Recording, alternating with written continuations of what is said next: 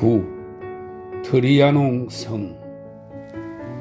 하늘거리는 손으로 마리 앙뚜아네트는 왕비의 관을 잡았다. 뜻밖의 선물점으로 여기면서 인생이 까닭없이 주는 것은 아무것도 없으며 사람들이 운명으로부터 받는 모든 것에는 은밀한 값이 매겨져 있다는 것을 알기에는 아직 너무 어렸다. 마리 앙뚜아네트는 그 값을 지불할 생각은 하지 못했다. 그녀는 왕좌의 여러 가지 권리를 받았을 뿐 치러야 할 의무는 쳐다보지도 않고 그대로 남겨두었다. 그녀는 사람의 힘으로는 조화시킬 수 없는 두 가지를 조화시키려고 했다. 곧 다스리면서 즐기려고 했다는 것이다. 왕비로서 남들은 자신을 원하는 바대로 움직여 주기를 바라면서도 자기 자신은 그때그때의 기분을 무작정 쫓고 싶어 했다. 지배자로서의 절대 권력과 여자로서의 자유를 향유하면서 젊고 격한 인생을 갑질로 향유하고자 했다. 그렇지만 베르사유에서는 자유로울 수가 없었다. 환하게 거울이 달린 회랑은 한 발자국도 남몰래 디딜 수가 없었다. 움직임 하나하나가 규제되고 말 한마디 한마디가 아기에 찬 바람에 실려 퍼져나갔다.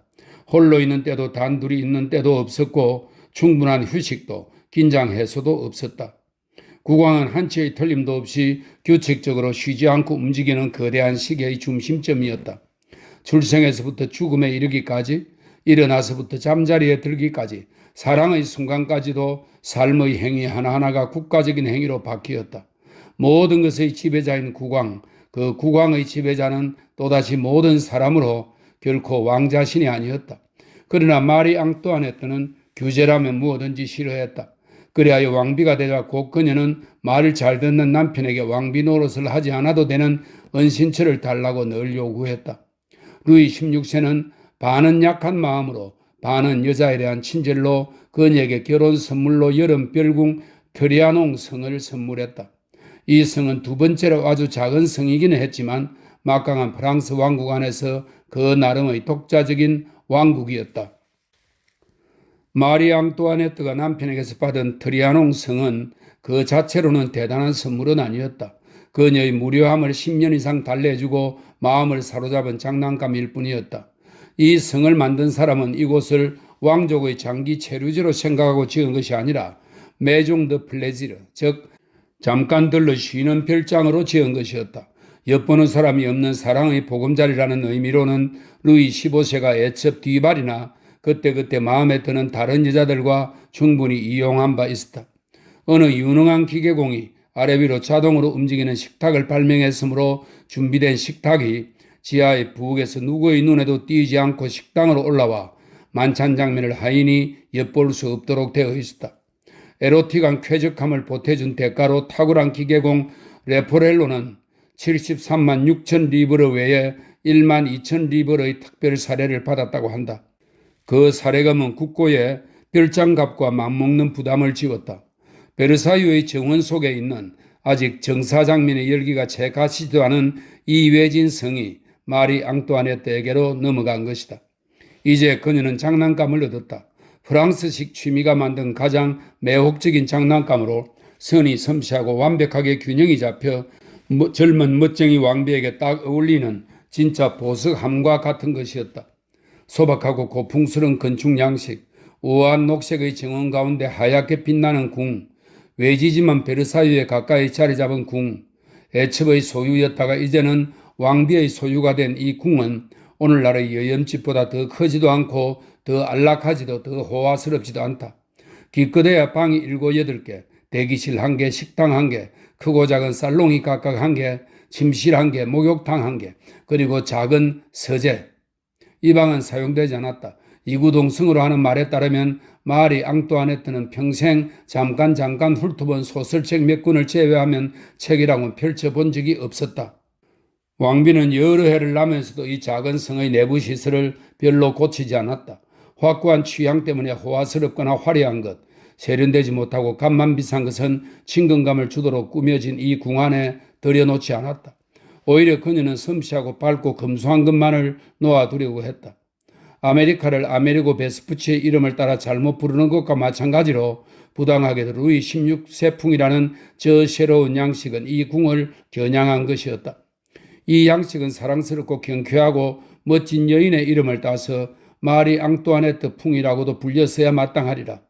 금방이라도 부서질 듯 섬세하고 우아한 이 양식의 그 어디에도 비만하고 육중한 루이 16세와 그의 조야한 취미를 연상시키는 것은 없었고 모든 것이 가볍고 우아한 여인의 자태를 연상시켰다. 오늘날까지도 그녀의 초상화가 이 방들을 장식하고 있다. 침대에서 분첩에 이르기까지, 하프시코드에서 상하부채에 이르기까지, 의자에서 미니어처에 이르기까지 한결같이 극도로 정선된 재료만을 눈에 띄지 않게 이용하여 겉보기에는 금방 깨질 듯 하면서도 오래 가게 만들어졌다. 고대적인 성과 프랑스식 우미함을 결합시킨 양식, 오늘날까지도 잘 알려진 이 양식은 일찍이 이전의 그 어느 양식과도 달리 프랑스에서는 부인이, 세련되고 취미가 풍부한 여인이 훌륭한 승리를 거두었음을 암시해준다. 루이 15세와 14세 시대의 극적이고 요란스러웠던 요소들을 친밀감과 음악성으로 대치시켜 놓았다. 당당하게 울리는 접객실 대신 잡담을 주고받으며 느긋하게 다정한 대화를 즐길 수 있는 살롱이 집의 중심을 이루었다. 깎아지른 대리석은 정교하게 다듬어 도금한 목각 장식으로 대치되고 중압감을 주는 벨벳과 두껍게 수놓은 비단은 하늘하늘하게 반짝이는 실크로 대치되었다. 옅은 크림색, 옅은 분홍색, 담청색과 같은 약간 어둡고 아름다운 색깔이 부드럽게 온 천지를 뒤덮었다. 이 예술은 여인과 보물, 멋진 축제와 구실 없는 모임을 지향했다. 거창한 것을 도덕적인 기세로 추구하지는 않았다. 연극처럼 일부러 눈을 끌지도 않았고 강제적인 것은 아니지만 다소 억제된 것을 추구했다. 여기서는 왕비의 위력이 강조되는 것이 아니라 그녀를 둘러싼 주위의 모든 사물들이 젊은 여인의 우아함에 다정하고 사랑스럽게 맞서고 있었다. 이 값비싸고 사랑스러운 원 속에서 비로소 클로디옹의 우아한 작은 조각, 바토나 파테르, 이 바토와 파테르는 두 사람 모두 로코코 시대의 유명한 화가입니다. 바토나 파테르의 그림, 보케리니의 청아한 음악, 그리고 모든 18세기의 정선된 예술이 제대로 진정한 척도를 지닐 수 있었다. 큰 근심을 바로 눈앞에 두고 피어난 이 전무후무한 축복받은 유희 예술은 다른 그 어느 곳에서도 이곳에서처럼 당당하게 피어나지 못했다. 드리아농은 활짝 피어난 꽃이 담긴 가장 섬세하고 부드러우면서도 깨지지 않는 영원한 그릇으로 남을 것이다. 여기서 세련된 도락 문화는 하나의 건물, 하나의 형상으로 만들어져 예술로서 완성되었다. 그리고 로코코 시대의 절정과 최후, 그 개화와 3일의 순간을 동시에 오늘날에도 마리 앙뚜아네트의 방, 대리석 벽난로 위에 놓인 주시계에서 또렷이 읽을 수 있다. 미니어처의 세계, 유희의 세계 트리아농 성, 이 성의 창문으로는 삶의 현장이 보이지 않았다. 도시도 파리 시가지도 시골도 보이지 않는 것은 상징적인 의미마저 부여했다. 그렇게 크지 않은 이 성은 말을 타고 10분이면 한 바퀴를 다 돌 수 있지만 이 좁은 공간이 마리 앙뚜아네트에게는 2천만 신민들이 있는 프랑스 전체보다 더 중요하고 뜻이 깊었다. 여기서는 그 누구에게도 속박되지 않고 의식 절차에도 예법에도 풍습에도 얽매이지 않는 자유를 느꼈기 때문이다. 얼마 되지 않는 이 땅덩이 위에서는 오로지 그녀만이 명령하고 다른 누구도 명령할 수 없다는 사실을 공표하기 위해서 남편의 이름으로 법령을 발표하는 대신 그녀 자신의 이름으로, 즉 왕비의 이름으로 모든 법령을 공표했다. 결국 프랑스 왕조의 법을 엄격히 존중하는 궁정 인사들의 노여움을 샀다. 여기 있는 하인들은 붉은색, 흰색, 푸른색의 왕실 제복을 입은 대신 그녀가 정한 붉은색과 은색 제복을 입었다. 남편조차도 여기에는 손님 자격으로만 나타났다. 초대받지 않았거나 마땅치 않은 시간에는 절대 나타나는 법이 없는 아내가 정한 가법을 엄격히 준수하는 예의 바르고 편한 손님이었다. 그러나 이 소탈한 남편은 여기 오기를 즐겼다. 이곳이 큰 성보다 편안하기 때문이었다. 왕비의 명예에 의해서 여기서는 엄격함이나 과장된 거드름 따위는 일체 사라졌다. 궁정 생활 방식을 떠나 모자도 쓰지 않은 채 꽉 조이지 않는 느슨한 가벼운 옷차림으로 잔디 위에 앉아 즐거운 시간을 함께할 때면 계급의 서열이 사라지고 때때로 위엄까지도 사라졌다. 왕비는 여기에 있는 것이 편했다. 그녀는 급기야 저녁이면 마지못해 베르사유로 내키지 않은 발길을 옮겨야 할 정도로 이 해이한 생활 방식에 익숙해졌다. 이런 시골풍의 자유를 한번 맛본 후로는 궁정이 점점 더 서먹해지고 신분에 따른 의무가 지루하게 느껴지고 결혼 생활의 의무들 역시 지루하게 느껴졌다. 점점 하루 온종일 이 즐거운 비둘기장에만 머무르는 일이 잦아졌다. 그녀의 심정으로는 그저 언제까지라도 자기 세상인 트리아농에 머무르고만 싶었다. 언제나 자기 뜻대로만 행동해온 마리 앙뚜아네트는 정말로 이 여름 별궁으로 완전히 이사를 해버렸다. 침실이 마련되었으나 물론 방에는 싱글베드 하나만 준비되었으므로 비대한 국왕은 방에 들어서면 몸둘 곳이 없었다. 매사가 다 그렇듯이 이제부터는 부부간의 밤일까지도 국왕의 뜻에 따르는 것이 아니라 마리 앙뚜아네트가 시바의 여왕이 솔로몬을 찾아가는 것처럼 기분이 내킬 때만 착한 남편을 찾아갔다. 어머니는 부부 별침을 너무도 호되게 나무랐다. 국왕은 단 한 번도 그녀의 침상의 손님이 되지는 못했다. 트리아농은 마리 앙뚜아네트에게 불가침의 축복을 받은 나라, 즐거움에만 바쳐진 단 하나의 왕국이었기 때문이다. 그리고 그녀는 쾌락에서 의무를 헤아린 적이 없었다. 그곳에서 그녀는 자신의 방식대로 자신의 생을 살고자 했다. 할 일 없이 바쁜 수천 가지 잡무, 나라, 남편, 궁정, 시대와 세계를 잊고 때로는 자기 자신까지도 잊어버리는 버릇없고 무절제한 생을 원했다. 그때가 아마도 가장 즐거운 순간이었으리라. 트리아농을 소유함으로써 이 무료한 인물은 마침내 일거리를 얻었다. 거듭거듭 새로워지는 장난감을 얻은 셈이다. 잇따라 옷을 무더기로 주문하고 새 장신구를 주문하듯이 마리 앙뚜아네트는 자신의 왕국을 꾸미기 위해서 계속해서 새로운 것을 주문했다. 이제 의상 디자이너, 보석상, 발레의 대가, 음악선생, 댄스 교사와 더불어 건축가, 원예사, 화가, 실내장식가 등이 이 작은 왕국의 새 대신으로 등장하여 그녀의 지루하던 너무나도 지루하던 시간을 채워주고 국고를 막대하게 축냈다. 마리 앙뚜아네트의 주된 관심은 정원이었다. 베르사유의 역사적인 정원과는 어느 것 하나도 비슷해서는 안 되었기 때문에 특히 그랬다. 그것은 당대에서 가장 현대적이고 가장 유행에 앞서고 가장 독특하고 가장 아름다운 정원, 진짜 로코코식 정원이어야만 했던 것이다. 마리 앙뚜아네트는 또다시 부지불식간에 당대의 취향을 바꾼 셈이었다. 사람들은 정원 예술의 종수격인 베르사유 정원을 만든 르노트르가 창시한 자로 그어놓은 초원, 면도칼로 잘라놓은 듯 반듯반듯한 생나무 울타리, 호사스럽게 보이도록 제도 연필로 냉정하게 계산해 놓은 화단 장식 따위에는 지쳐 있었다. 태양왕 루이 14세는 왕국, 귀족, 신분, 백성을 강제로 자신이 바라는 형태로 만들어 놓았을 뿐만 아니라 신이 창조한 풍경까지도 그렇게 만들었다. 사람들은 녹색의 기하학을 보는데 진력이 나 있었다. 자연의 학살에 지쳐 있었다. 이때 그 사회의 아웃사이더 장자크 루소가 저서 신 엘로이즈에서 자연의 공헌을 촉구함으로써 당시의 문화 병폐 전발에 대해서 그러했듯이 이 분야에도 하나의 구원의 단어를 던져주었다. 그런데 분명한 것은 마리 앙뚜아네트가 신 엘로이즈를 읽은 적이 없다는 사실이다. 그녀는 장자크 루소를 기껏해야 소품 마을의 예언자의 작곡가로 알고 있을 정도였다. 그러나 장자크 루소의 사상은 당대를 풍미했다. 후작과 공작들은 무구함을 주장하는 이 고귀한 사람, 사생활에서는 도착된 이 인간에 관한 이야기를 전해 듣고 눈물을 글썽이며 고마워했다. 그는 자신들을 분발시키는 온갖 자극적인 수단을 주었고 최후의 자극까지도 발명해 주었던 것이다.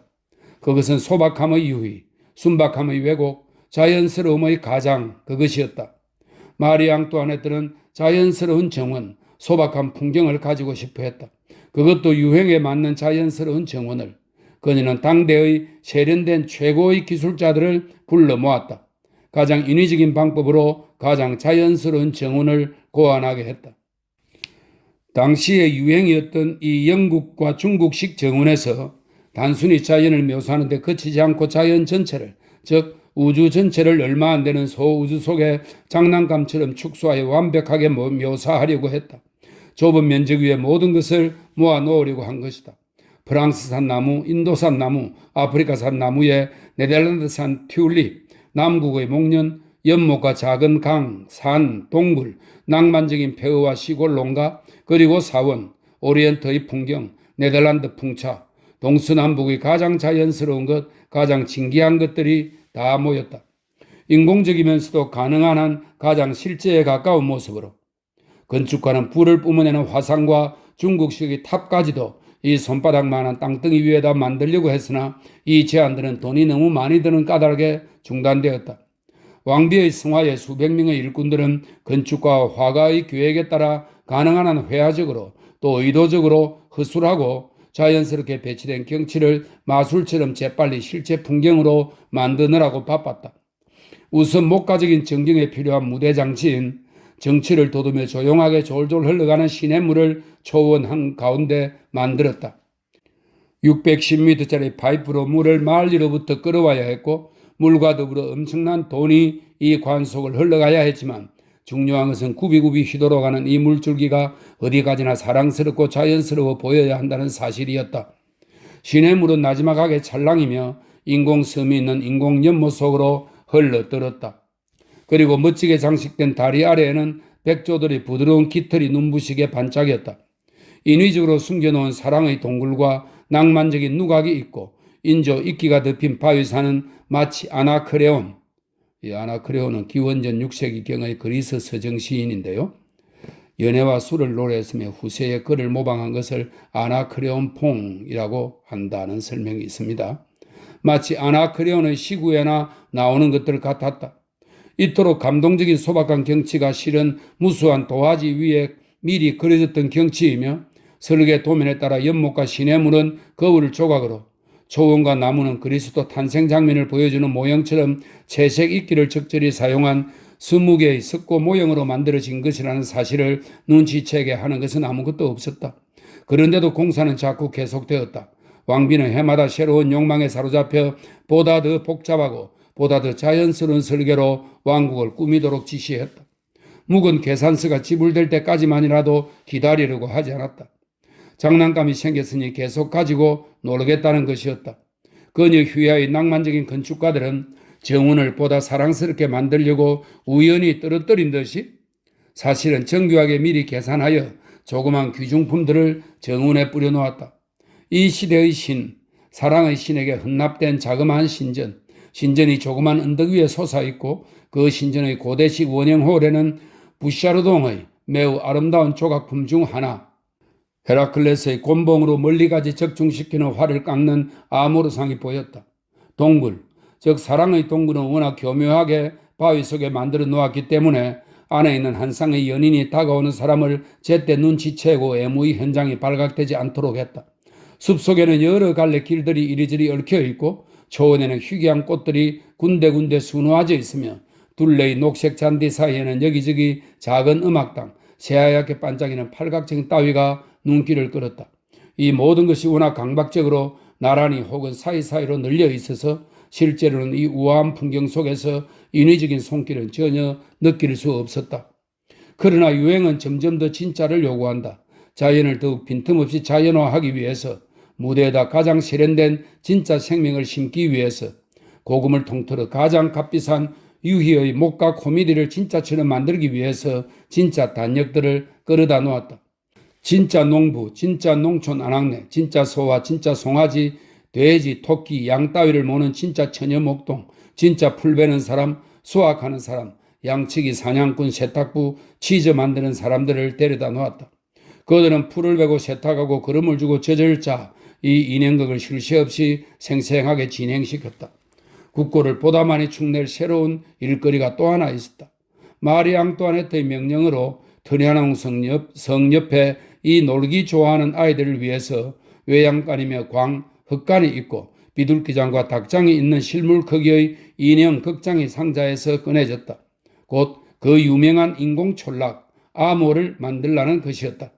위대한 건축가 미크와 화가 위베르 로베르가 스케치와 설계를 하여 시골의 초가지붕, 양계장, 그름더미 따위가 있는 농가를 그대로 모방하여 세웠다. 돈을 쏟아부어 자연 한가운데 간 만들어 놓은 모조품이 부디 가짜라는 인상을 주지 않도록 외관상 가난에 쓰러져가는 빈농의 오두막까지 그대로 모방했다. 망치로 두드려 벽에다 홈을 내고 회칠한 벽은 낭만적으로 군데군데 벗겨내고 널빤지도 몇 군데 떼어냈다. 위베르 로베르는 오래되고 썩은 기분을 내도록 목재에다 터진 자국을 그려넣고 굴뚝은 꺼멓게 그을려 놓았다. 겉보기에는 퇴락한 집들이지만 안에는 갖가지 안락한 시설을 갖추어 놓았다. 거울 난로 당구대가 있고 북신한 안락 의자가 있었다. 왕비가 가끔 심심해서 장작 루소 놀이를 하고 싶었을 때, 즉 시녀들과 손수 버트를 만들고 싶었을 때 왕비의 손가락이 절대로 더럽혀져서는 안 되었기 때문이다. 그녀가 외양간으로 소의 밤색과 흰색을 보러 가면 얼른 보이지 않는 손이 벌써 외양간 바닥을 마룻바닥처럼 반짝반짝하게 닦아놓고 소의 몸뚱이도 꽃처럼 하얗게 마호가니처럼 윤이 나는 갈색으로 손질되어 있고 농가에서 쓰는 더러운 우유통이 아니라 세벌의 공장에 특별히 주문해 왕비의 이니셜이 박힌 도자기 항아리로 우유를 받았다. 퇴락한 모습을 오늘날까지도 마음을 끄는 이 인공 촌락은 마리 앙투아네트에게는 낮 시간을 즐기는 극장이었다. 아무렇게나 만든 바로 그렇기 때문에 매력적인 전원 극장이었다. 그때 프랑스 전국에서는 농민들이 이미 연대를 이루었고 세금에 시달린 시골 사람들의 흥분이 극에 달했다. 그리하여 그 불안한 상황을 개선해야 한다는 요구가 선동적으로 일고 있는 반면 이 포템킨 촌, 이 말은 러시아의 원수 포템킨이 1787년 여왕 예카테리나 2세에게 남러시아의 번영상을 보이기 위해서 황무지에다 급조한 촌락을 말합니다. 이 포템킨 촌 같은 무대장치 촌락에는 위선적인 느긋한 평화만이 감돌았다. 왕비는 푸른색 끈으로 목을 묶은 양떼가 초원으로 끌려가고 그 사이사이에 시녀들이 양산을 들고 있는 광경을 구경했다. 졸졸 흐르는 시냇가에서 아낙네들이 무명을 헹구는 모습도, 이 소박한 풍경은 얼마나 멋진지, 얼마나 인간적이며 얼마나 쾌적한지, 낙원 같은 이 세계에서는 모든 것이 신선하고 매력적이었다. 그곳에서는 인생이 암소의 젖에서 나오는 우유처럼 맑고 깨끗했다. 사람들은 얇은 모슬린 옷을 입었다. 시골 사람답게 소박한 옷을 입히기 위해서 수천 리버르가 들었다. 사람들은 천진난만하게 오락에 몰두했고 궁중생활에 식상한 탓에 변덕을 들여 자연을 즐기는 취미에 경의를 표했다. 낚시를 하고 꽃을 꺾고 꼬불꼬불한 길로 산책을 하고 풀바디를 달리고 공놀이를 하며 매끄러운 마루 대신 꽃밭에서 미뉴엣과 가보트를 추고 나무 사이에 그네를 메고 작은 집들이며 그늘진 가로수길에서 헤어졌다가 서로 만나고 성말을 하면서 이 자연의 극장 한가운데서 연극을 했다. 만사가 결국은 남한테 보이기 위한 것이었다. 이러한 열정은 한마디로 마리 앙투아네트가 발견했다. 그녀는 오늘날까지 보존되어 오는 아름다운 균형의 매혹적인 자그마한 사설 극장을 지어서 이탈리아와 프랑스의 희극 배우들을 등장시킬 계획이었으나 갑자기 대담한 결심을 하곤 스스로 무대 위로 뛰어올랐다. 주위의 쾌활한 무리들도 연극놀이에 함께 열광했다. 시동생 아르투아 백작, 폴리냐크 일가 그리고 그녀를 따르는 기사들이 즐겨 끼어들었고 여배우 노릇을 하는 아내에게 찬사를 보내기 위해서 국왕까지도 몇 번 건너왔다. 트리아농에서는 1년 4개월 즐거운 카니발이 계속되었다. 남편을 위해서 축제를 베푸는가 하면 시동생을 위해서 또 자신의 요술 왕국을 보여주고 싶은 낯선 귀족 손님들을 위해서 연이어 마리 앙투아네트는 축제를 열었다. 감추어 놓은 수천 개의 조그만 불꽃들이 생유리에 반사되어 자수정처럼 루비처럼 토파즈처럼 어둠 속에서 반짝거렸고 활활 소리를 내며 타오르는 불꽃다발이 하늘을 가로질렀으며 가까운 곳에서는 감미로운 음악이 들려왔다. 수백 명이 즐길 수 있는 연회가 열리고 춤을 위해서 그리고 흥을 돋구기 위해서 장터처럼 노점들이 세워졌다. 소박한 풍경이 사치의 세련된 배경으로 사용되었다. 그렇다. 자연 속에서는 결코 지루해지지 않는 법이다. 마리 앙투아네트가 트리아농으로 물러간 것은 명상에 잠기기 위해서가 아니라 보다 훌륭하게, 보다 마음껏 즐기기 위함이었다. 트리아농에 투자된 비용의 결산서는 1791년 8월 31일에야 제출되었다. 총액 164만 9,029 리브르. 기록되지 않은 자질구레한 것까지 합하면 실제로는 200만 리브르가 넘는다. 밑빠진 항아리 같은 국왕의 재정 형편에 비하면 물방울 하나에 불과하지만 바탄에 이른 재정이나 백성들이 전반적으로 겪는 비참한 생활을 생각하면 과도한 지출이었다. 훗날 혁명재판소에서 미망인 카페 자신도 스스로 이것을 인정해야 했다. 소트리아농에 그액의 돈이 필요했다는 것은 옳은 말씀입니다. 내 자신이 생각했던 것보다도 훨씬 더 많이 든 것 같습니다. 점점 끌려 들어가서 비용이 늘어났습니다. 또한 정치적인 의미에서도 왕비는 일시적인 자기 기분을 위해서 굉장한 희생을 치른 셈이다. 온 궁정 대신들을 공공연히 마르세유에 남겨두고 감으로써 궁정의 존재 의미를 빼앗았기 때문이다. 장갑을 건네주던 귀부인, 외경심에 가득 차서 침실용 병기를 준비하던 시녀들은 물론 나인, 내관, 수천 명의 경비병, 시종, 궁신들이 직무를 잃었는데 무엇을 할까? 할 일 없이 그들은 하루 종일 베르사유 궁의 대기실에 앉아 있었다.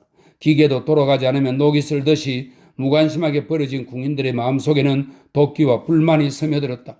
상류 사교계 인사들이 은밀한 협정 아래 궁정의 축제를 기피하기에 이른 것이다. 금방진 오스트리아 여자, 혼자 작은 셴브론 궁에서 작은 비인에서 즐겨 보라지 하는 마음보였다. 합스부르기가에 뒤지지 않는 유수 깊은 이곳 귀족들은 접견 때 냉정하게 고개만 잠깐 까딱해주는 대접을 받기에는 스스로 너무나 고매하다고 생각했다. 프랑스 명문 귀족 모임인 프롱드당은 왕비가 베르사유를 떠난 뒤에는 점점 더 공공연하게 왕비에게 맞섰다. 레비 공작이라는 사람이 이 상황을 구체적으로 묘사해 놓았다. 경박스럽게 놀기만 하며 오랫동안 최고의 권력에 도취된 왕비는 구속받는 것을 좋아하지 않았다. 예법과 의식은 왕비에게 초조감과 권태를 유발할 뿐이었다. 사람들이 모든 선입견에서 해방된 계몽적인 세기에는 지배자들도 습관이 부과하는 불쾌한 질곡에서 빠져나와야 마땅하다는 것. 한마디로 백성의 복종 여부는 국왕 일가가 권태롭게만 한 신하의 울타리 속에서 얼마만큼의 시간을 보냈느냐에 달려있다는 생각은 우스꽝스럽다는 것을 그녀는 증명하려고 했다. 왕비의 기분이나 어떤 업무에 의해서 왕비에게 채택되어 총애를 받는 몇몇을 제외하고는 모두 궁중에서 내쫓겼다. 지위나 공로, 명망, 명문 따위는 이제 국왕 일가의 모임에 참석할 수 있는 법적 근거가 되지 못했다. 아련히 허락된 사람들은 일요일에만 잠깐 왕실 일가를 볼 수 있었다. 그러나 그들 중 대다수는 곧 감사의 말이라고는 받아보지 못하는 이 불필요한 고역이 싫어졌다. 그렇게 해봤자 나은 대우도 받지 못하는 어리석은 짓임을 깨닫고는 금방 집어치우는 것이다. 유럽 전역에서 세련된 생활 양식과 예의를 배우러 왔던 곳, 루이 14세의 영광의 전시장, 베르사유는 이제 마지못해 들어갔다가 될 수 있는 대로 급히 떠나는 지방 소도시에 불과해졌다. 이러한 위험 역시 마리아 테레지아는 멀리서 재빨리 예견했다. 격식이 권태스럽고 공허하다는 것은 나 스스로 익히 알고 있다. 그렇지만 내 말을 믿으라. 그렇다고 해서 그것을 포기하면 이 사소한 부담보다 훨씬 더 큰 파급 효과가 큰 불쾌한 일이 생긴다. 활력이 가득한 민족인 너희 나라에서는 더욱 그렇다. 그러나 마리 앙뚜아네트가 이해하려고 하지 않는 한 그녀와 사리를 따져 이야기하는 것은 무의미했다. 베르사유에서 겨우 30분 거리에 있는데 무슨 소동이람? 그러나 이 4-5km의 거리 때문에 그녀는 궁정과 국민들로부터 영원히 떠나버린 것이나 다름없었다. 베르사유에 프랑스 귀족들과 전통적인 풍습 한가운데에 계속 머물러 있었더라면 그녀는 위험의 순간에 왕자와 제후, 귀족의 군대를 자신의 측근에 둘 수 있었으리라. 그리고 오빠 요제프 2세처럼 민주적으로 백성들에게 접근했더라면 수십만 파리 시민, 수백만 프랑스 국민들은 그녀를 신격화했으리라. 그러나 절대적인 개인주의자였던 마리 앙뚜아네트의 행동은 귀족주의자들의 호감도, 백성들의 호감도 사지 못했다. 그녀는 이기심과 트리아농이라는 하나의 변덕쟁이 때문에 제1계급, 제2계급, 제3계급의 사랑을 잃었다. 너무 오래 홀로 자신의 행복 속에만 잠겨 있고 싶어 했기 때문에 그녀는 행복 가운데서도 고독했으며 어린애 장난감 같은 트리아농의 대가로 왕관과 생명을 지불해야만 했다. 10. 새로운 사회. 마리 앙뚜아네트는 자신의 즐거운 집에서 살게 되자 새로운 억센 비질을 시작했다. 우선 늙은 사람들을 쓸어냈다. 늙은 사람들은 지루하고 흉했다. 그들은 춤을 출 줄도 즐길 줄도 몰랐고 언제나 주의하고 신중히 하라는 잔소리만을 늘어놓았다. 끝없이 제지받고 경고받는 일에 이 여인은 황녀 시절부터 진저리가 났다. 그녀는 속으로 부르짖었다. 딱딱한 교육자 마담 에티켓, 더 노아유 백작 부인은 물러갈지어다. 왕비란 교육을 받을 필요가 없는 법이다. 원하는 것은 뭐든지 할 수 있다. 어머니가 딸려 보낸 고백 신부이자 고문인 베르몽 수도 원장도 밖으로 물러갈지어다. 정신적인 긴장을 주는 사람들은 모두 멀리 사라져라. 젊은이만 오라. 어리석게 인생을 진지하게만 받아들여 놀이와 즐거움을 놓치지 않는 유쾌한 세대만 오라. 놀이 친구들이 높은 신분인지 최고 가문 출신인지 건실하고 나무랄 데 없는 성격의 소유자인지는 별로 상관하지 않았다. 특별히 똑똑하거나 학식이 있을 필요도 없었다. 반짝이는 재치가 있고 자극적인 일화를 들려줄 줄 알고 축제 때 멋지게 보이기만 하면 충분했다. 마리 앙뚜아네트가 주위 사람들에게 요구하는 것은 즐거움, 오직 즐거움이었다. 그녀를 둘러싼 사람들이란 마리아 테레지아가 단식한 대로 모조리 파리에서 가장 불량하고 가장 젊은 사람들 뿐이었다. 그들은 요제프 2세가 화가 나서 투덜거린 그대로 겉보기에는 게으른 것 같지만 사실 극도로 이기적이며 환락에 빠진 도당들이었으며 경박하게 봉사한 대가로 왕비에게 막대한 돈을 받고 은근하고 정중하게 놀아주는 동안 분에 넘치는 연금을 은밀히 광대복 호주머니 속에 쑤셔 넣었다. 지루한 한 남자가 가끔씩 이 해이한 회합을 망쳐놓았다. 그러나 그를 몰아낼 수는 없었다. 하마터면 잊어버릴 뻔했지만 그는 이 쾌활한 여인의 남편이고 또 프랑스 국왕이다. 매력적인 아내에게 푹 빠져있는 마음씨 좋은 국왕 루이는 허락을 받고 이따금 트리아농으로 건너와 젊은 사람들이 어떻게 즐기는가를 보다가 사람들이 너무 태평스레 인습의 한계를 넘어서거나 지출이 지나치게 늘어나면 가끔 수줍어하며 힐책을 냈다. 그럴 때면 왕비는 웃었고 이 웃음으로 모든 것이 다 처리되었다. 울타리 너머 쾌활한 구경꾼들도 왕비가 그들에게 최고의 직책을 부여하는 사령장이 언제나 착하고 공손하게 멋진 필치로 루이라고 서명을 해주는 국왕에게 경멸이 섞인 연민을 느끼고 있었다. 이 호인은 결코 그녀를 오래 방해하지 않았다. 언제나 한두 시간 머물다가 총총히 베르사유로 돌아가서 책에 파묻히거나 자신의 대장간으로 갔다. 한 번은 너무 오랫동안 주저앉아 있자 왕비와 그 무리들은 파리로 보내고 싶어 안달이 난 나머지 괴종시계를 1시간 빠르게 돌려놓았다. 국왕은 이 속임수에 넘어가 어린 양처럼 온순하게 평소의 11시가 아닌 10시에 잠자리에 들었고 멋쟁이 무리들은 모두 배꼽을 잡고 웃은 적도 있었다. 국왕의 품위가 그런 장난으로 더 높아질 리는 없었다. 따라서 트리아농으로서는 매사가 서툰 루이 같은 사람은 반갑지 않았다. 그는 이야기할 줄도 웃을 줄도 몰랐던 것이다. 배가 아프기라도 한 것처럼 겁을 집어먹고 쾌활한 무리의 한가운데 수줍게 앉아서 하품을 했다. 남들은 자정이 넘어야 제대로 흥이 나는데 말이다. 그는 가장 무도회도 가지 않았고 카드 놀이도 하지 않았고 여자의 사랑도 구하지 않았다. 그렇다. 사람들은 그처럼 선량하고 지루한 남자가 필요하지 않았다. 그는 트리아농의 사교계, 로코코의 왕국, 경박한 오만의 평화스러운 전원에 잘못 와 있는 것이었다. 국왕은 이 새로운 사교계의 일원으로 간주되지 않았다. 겉으로는 무관심을 가장하지만 야심을 숨긴 프로방스 백장 역시 이 어리석은 멍청이들과 어울려 품위를 손상시키지 않는 편이 현명하다고 생각했다.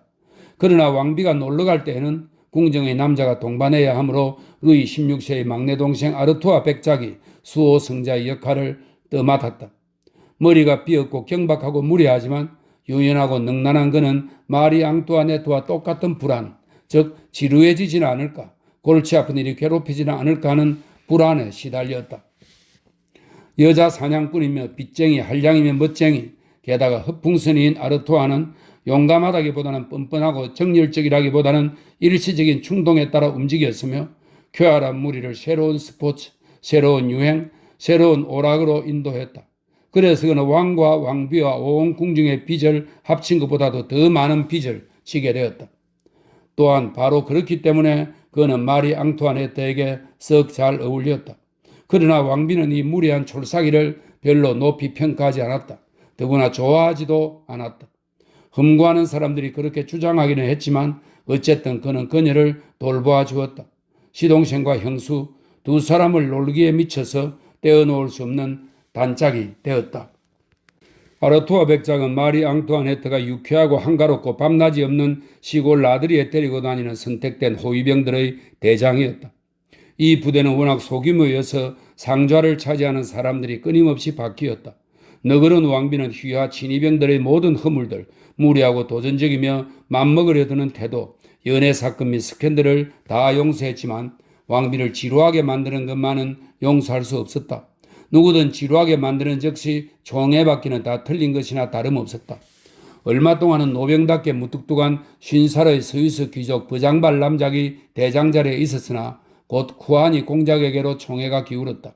그는 가장 지속적으로 총애를 받은 사람, 가장 사려 깊은 사람이었다. 이 두 사람과 더불어 공명심에 찬 긴 공작과 헝가리 백작 에스타 하지에게 특이한 임무가 부과되었으니 왕비가 홍역을 앓는 동안 돌보라는 것이었다. 이 일은 궁정 인사들 간에 만일 국왕이 같은 상황에 처한다면 시녀들 중 누구를 고를 수 있을까 하는 심술궂은 의문을 품게 했다. 끊임없이 자신의 위치를 고수한 사람은 마리 앙뚜아네트가 신임했던 폴리냐크 백작 부인의 애인 보드레 백작이었다. 또한 뒤로 물러나 있으면서도 위치를 지킨 사람은 누구보다 현명한 인물 리뉴 공이었다. 그는 트리아노에서의 지위를 미끼로 연금을 받아내지 않은 유일한 사람이며 늙어서 일생을 회고할 때도 마리 앙뚜아네트에 대한 경외심을 잃지 않은 유일한 사람이기도 했다.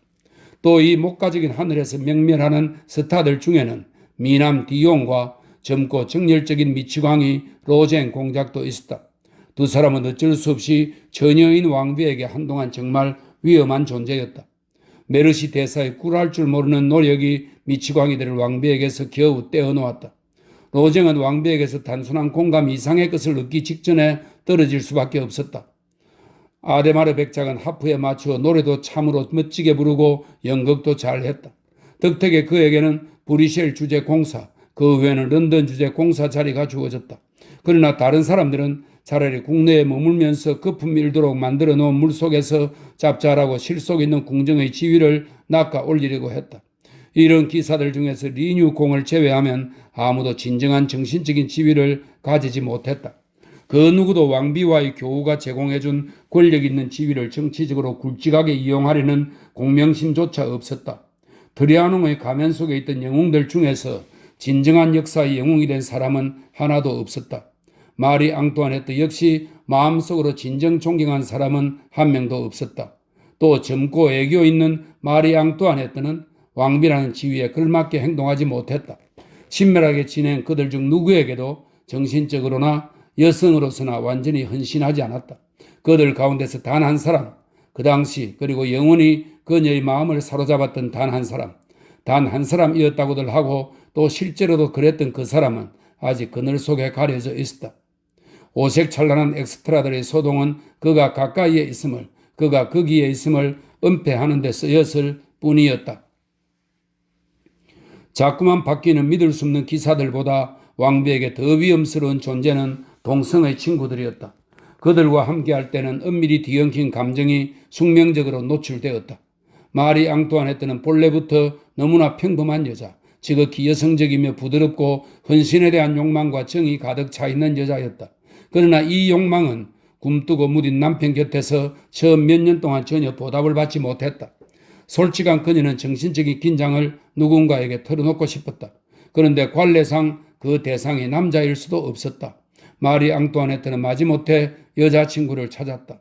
마리 앙뚜아네트와 여자친구들과의 교우에 다소 달콤한 색채가 섞인 것은 자연스러운 일이었다. 16, 17, 18살 때의 마리 앙뚜아네트는 외관상으로는 결혼했지만 정신적인 수준, 나이, 성격, 그 어느 면으로 보더라도 기숙사 친구들과 어울릴 시절이었다. 어린 나이에 사랑하는 교육자 어머니의 품 안에서 얼결에 낳고 채져 서툴고 무뚝뚝한 남편 곁으로 왔기 때문에 그 누군가에게 하소연하여 자신의 긴장을 풀고 싶은 소녀적인 마음을 여태 한 번도 쏟아보지 못했다. 소녀다운 갖가지 자질구레한 것, 손을 잡거나 서로 허리를 안고 걷는다든가 구석에서 킬킬거리고 빵을 뛰어다니고 서로 넋을 잃고 쳐다보는 따위의 소박한 사춘기 증상이 아직 어린 그녀의 몸에서도 완벽하게 발효를 끝내지 않은 상태였다. 16살에도 17살에도 18살에도 19살에도 20살에도 언제까지고 어리고 유치한 사랑에 빠져들 수는 없는 것이었다. 그 사랑이란 질풍 같은 격정 속에서 사그라지는 성적인 것이 아니라 수줍은 예감, 몽상적인 것이었다. 여자친구들에 대한 마리 앙뚜아네트의 관계 역시 지극히 정감 어린 것이었다. 그러나 이러한 비인섭적인 왕비의 처신을 좋아하는 궁중 사람들은 몹시도 심술궂게 곡해를 했다. 다를 때도 다른 데다가 삐뚤어진 그 사람들은 자연스러운 것을 이해할 줄 모르고 왕비의 레즈비언적 태도에 관해서 이런저런 말들을 속삭이기 시작했다. 저를 따르는 여자들을 제가 각별히 편애한다고 많은 사람들이 이야기합니다.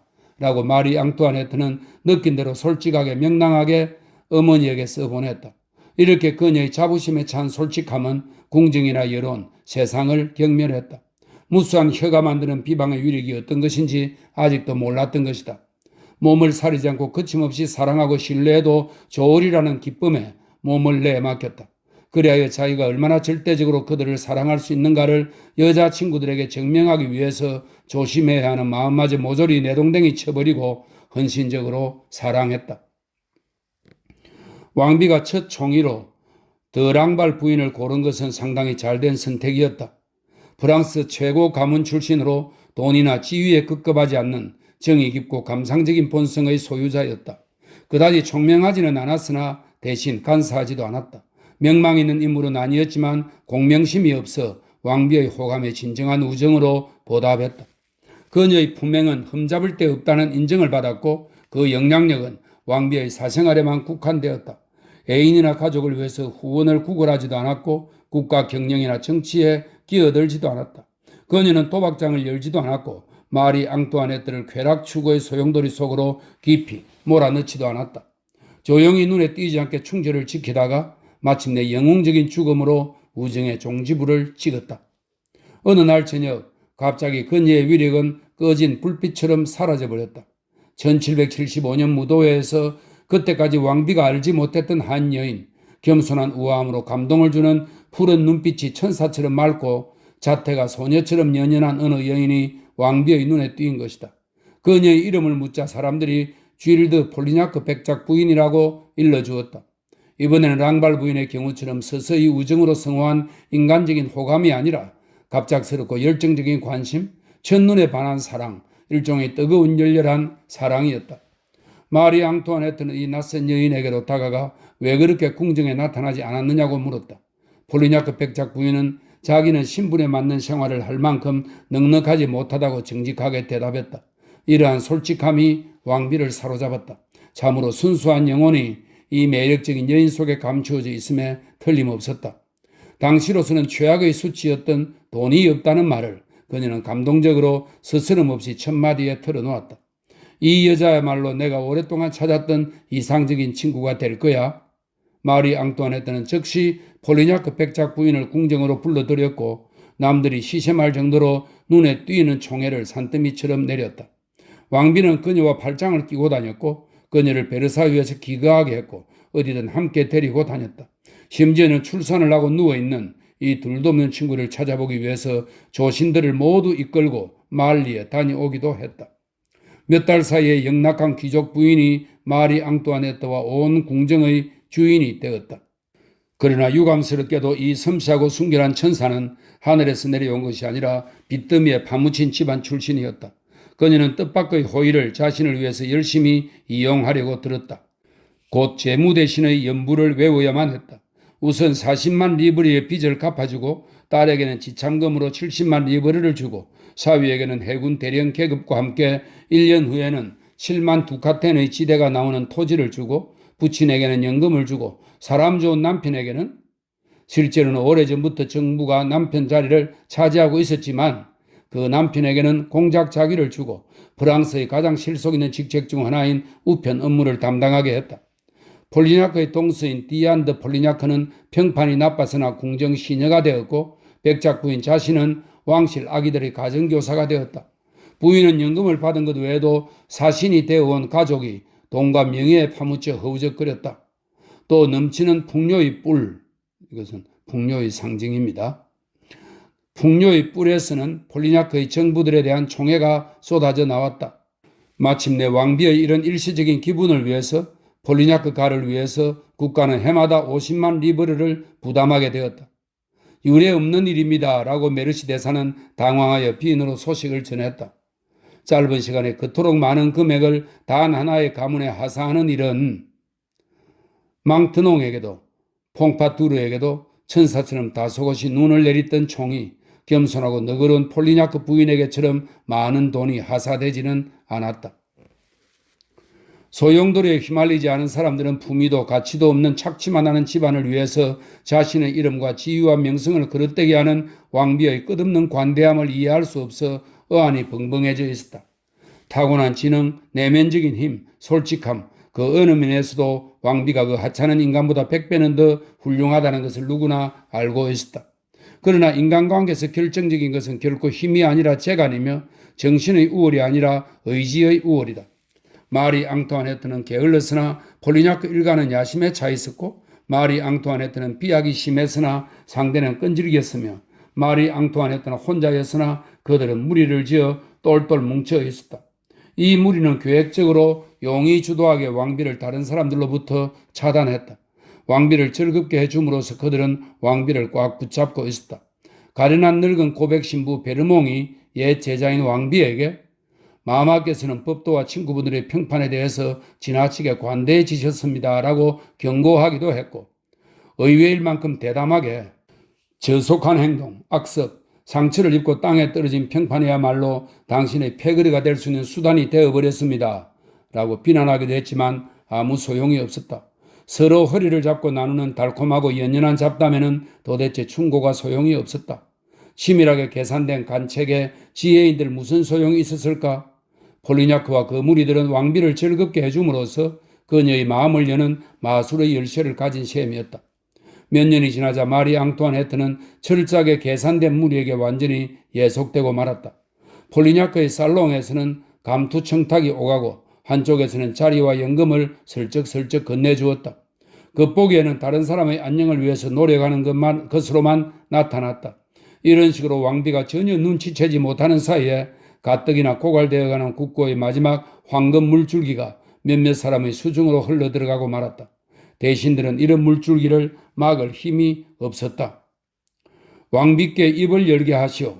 즉 왕비께서 당신을 위해서 한마디만 하게 만드시오라는 말이 청탁을 받을 때 대신이 언제나 어깨를 으쓱하며 하는 대답이었다.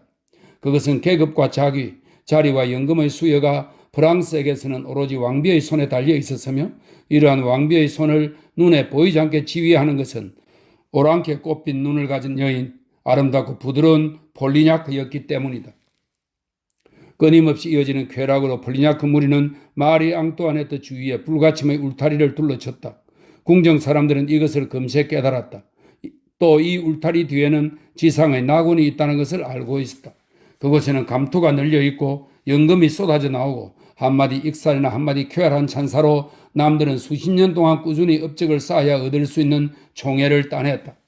그 축복받은 피 안에는 유쾌함과 태평세월과 기쁨이 충만했다. 왕실의 총애가 널린 그 낙원 안으로 밀고 들어간 사람, 그에게는 지상의 모든 은총이 기다리고 있었다.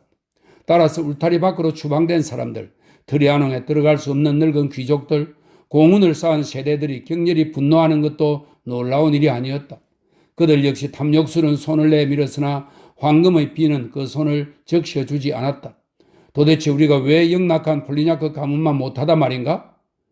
오를레안가 사람들이 투덜거리고 로안가가 투덜거리고 노아유가가 투덜거리고 마르센가가 투덜거렸다. 겸손하여 근엄한 젊은 국왕은 결국 애첩이 이리저리 굴리는 공이 아니다. 퐁파두르와 디바리가 받은 것은 우리가 마땅히 받아야 할 것인데 또다시 왕비의 총의에게 국을 하란 말인가? 국왕은 무엇을 위해서 존재한단 말인가? 불순하게 옆으로 밀어내는 꼴을, 이렇게 냉정하게 무시하는 대접을, 수백 년 동안의 유수 깊은 귀족 대신 어디서 나타나는지 모르는 젊은 녀석들과 수상한 여자들에게 둘러싸인 오스트리아 여자가 주는 이런 수모를 정말 참아야만 한단 말인가? 밀려난 사람들이 점점 더 많아졌다. 날이 가고 해가 갈수록 트리아농 앞에 늘어선 줄은 부르만 같다. 황량해진 베르사유의 창문을 통해서 정오에 찬 수백 개의 눈동자들이 왕비가 버려놓은 태평스럽고 물정 모르는 유희의 세계를 건너다 보고 있었다.